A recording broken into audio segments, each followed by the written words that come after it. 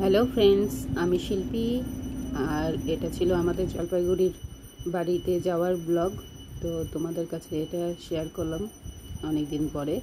তোমরা দেখো কেমন লাগলো তা জানিও আমাকে। তোমরা কেমন আছো আমাকে বলো। আমি তো ভালোই আছি। আর আমার ফোনটা একটু ডিসপ্লেটা খারাপ হয়ে গেছিলো দেখে আমি তোমাদের কাছে রেগুলার ব্লগ আনতে পারিনি, কিন্তু এখন মোবাইলটা একটু ঠিক করে নিয়ে এসেছি।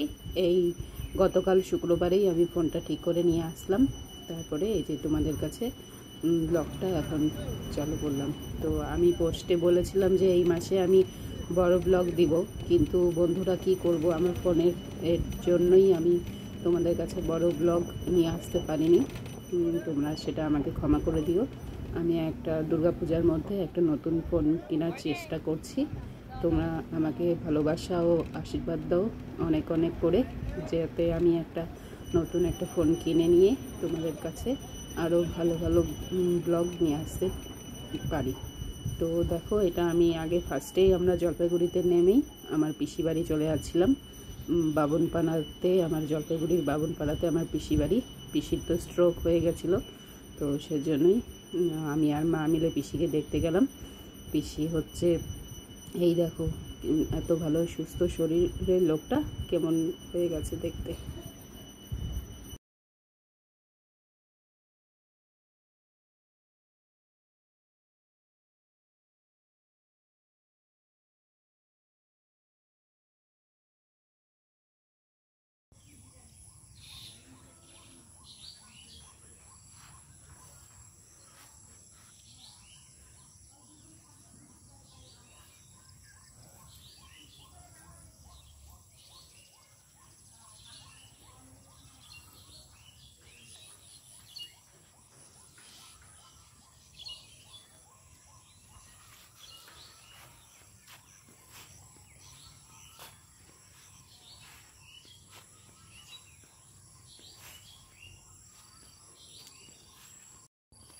হ্যালো বন্ধুরা, আমি চলে আসলাম আমাদের বাড়িতে, আমাদের দেশের বাড়ি জলপাইগুড়িতে।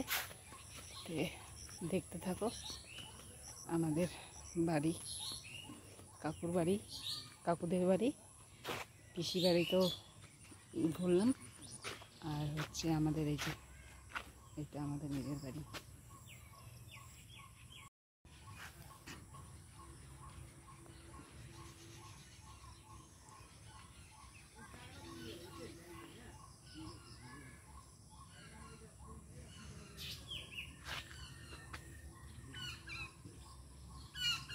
বন্ধুরা, দেখলাম আমাদের বাড়িটা।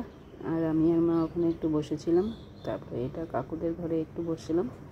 আর হচ্ছে এই যে দেখো, এটা আমার সেজো কাকি, ওইটা আমার মেজো জেঠি, আর এই যে আমার মা। তিনজনে একদম শুরু করে দিয়েছিল গল্প। তো আমি আর সেই গল্পগুলো তোমাদের কাছে তুলে ধরলাম না। যাই হোক, আমার ব্লগটা যদি তোমাদের ভালো লেগে থাকে তো আমার চ্যানেলটিকে বেশি করে সাবস্ক্রাইব করো, লাইক করো, কমেন্ট করো, শেয়ার করো। থ্যাংক